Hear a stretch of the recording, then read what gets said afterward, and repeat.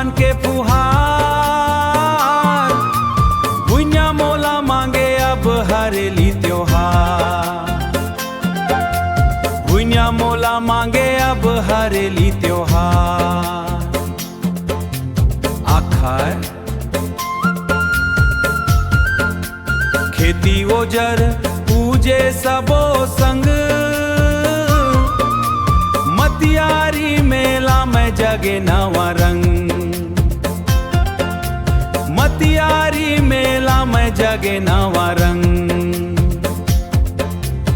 आगे रे आगे हरेली के त्योहार, आगे रे आगे गेड़ी में चढ़ के झूमे गाँव के गुमान, गाँव के गुमान। सावन के बदरा नाचे रे मन, गेड़ी त्योहार माँ झूमत है जा, गेड़ी त्योहार माँ।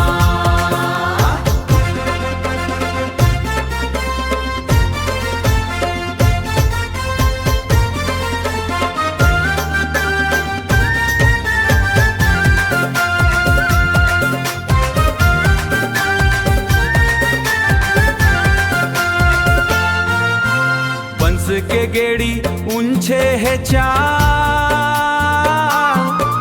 गोरी रे लली देखिन सबोहा, गोरी रे लली देखिन सबोहा। आखा सद के चले बलक जवान,